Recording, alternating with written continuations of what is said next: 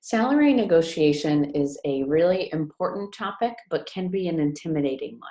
So, we're here to talk about some of our main tips and tricks with salary negotiation and to get you through this process.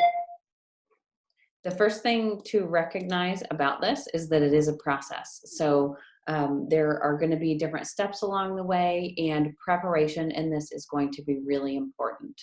The first is to know your value. We'll talk about self reflection and why that's so important in the process. We'll talk about research and how to do that as far as ranges that are reasonable to ask for.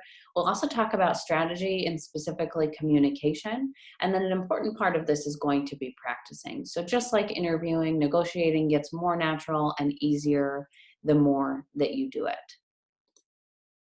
In terms of knowing your value, think about what relevant skills and experiences you have for the job, what sets you above what the job is actually requiring, and using the job description to figure out what those things are.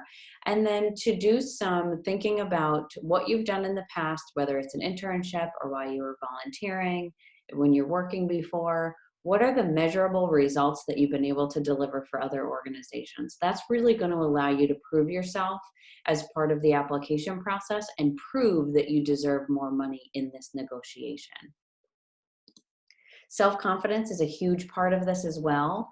So what we're demonstrating here with the image is what we call power posing. And it's this relationship between, we know that the brain typically tells our body what to do, right? What we want to think about that is that concept in reverse. So if we train our body to act in a certain way, in this way, acting confident with our body, inevitably what happens is it trains our brain to feel more confident. So there's a study that, if you smile, even if you're faking it at first, your brain thinks you're happier. And this is the same confidence. So having confidence in this process, really important. Research is the second step of the process, which is talking about how to find a salary range that's appropriate and reasonable for what you're interviewing for or what you've had a job offer for. Thinking about what your budget needs to be and determining what your sort of highs and lows are. Of course, we all have needs, and determining what your absolute low is based on your budget is going to be one of those consideration points. Into the research phase, Glassdoor is a wonderful website to be able to look on for a lot of reasons. One of them is salaries. So thinking about if you're looking at a specific company, sorting by the name of the position that you are either being offered or interviewing for is a great thing to do. Of course, that makes the information more specific. And then looking at the highs and the lows for what that company typically is paying people. You're going to be able to determine what your range is based on knowing what other people are making there. Another place you can look is salary.com. Similar concept, you're going to find highs and lows for different areas to be able to know, as they ask you what range you would like to consider, or as you're negotiating, knowing where other people are being paid is a really important part of the equation. Creating a realistic budget is inevitably part of this. So thinking about geographic areas, right? Different places are going to cost more to live in. Even food costs more, housing costs more, car insurance costs more, right? So thinking about what is part of your budget that you absolutely need, and that's going to help you come up with an absolute low of what you need to be making in any job. So as you're looking at these highs and lows as we talk about, that's going to be affected by geographic region, and that should absolutely be part of your negotiation. And then always considering the benefits as part of a package that you are offered. This is something that sometimes students miss as part of thinking about some of this stuff. So yes, they're going to be, negotiating salary.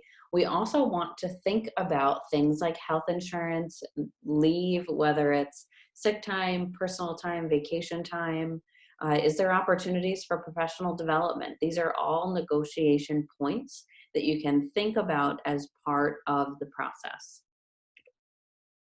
And then navigating the conversation, this is where some people get a little bit more nervous. So we're going to talk about when, we're going to talk about how to do that. In terms of when, think about when you have the most power in this process. The time you have the most power is after you've been actually offered a position with them. Up until this point, they've had multiple candidates. They, have been able to choose to bring you further in the process or not. But once they offer you the position, truly, they want you to accept it. They're more invested at that point. And so that's the time you want to have some of these conversations. Conceptually, you want to stay flexible with identifying ranges for as long as you can before your offer. Some places will, try to get you to answer some of these questions prior to your offer. And if you can wait till after you've been offered the position and keep it as broad as you can until then, that's definitely what we recommend.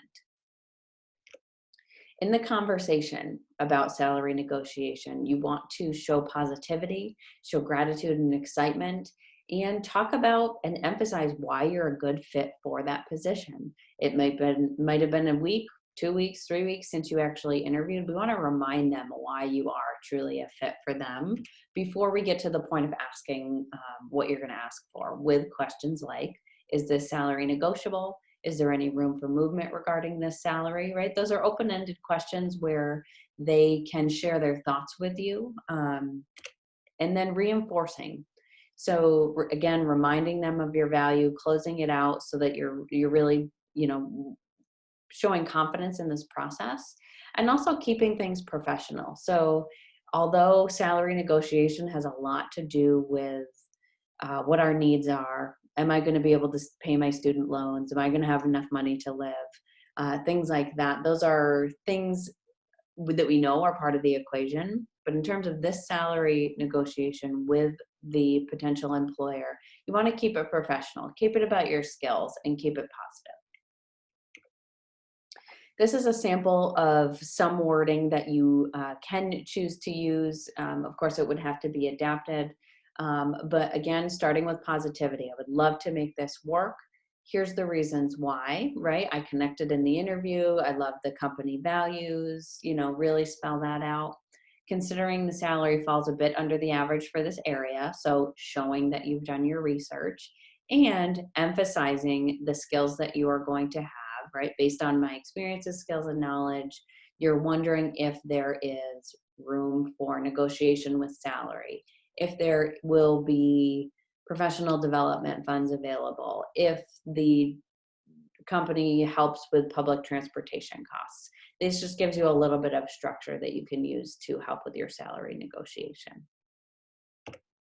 So we know this can be a stressful process and an intimidating one. Career Services is here to help you, whether it's appointments or drop-ins. Reach out to us and we'll be happy to help.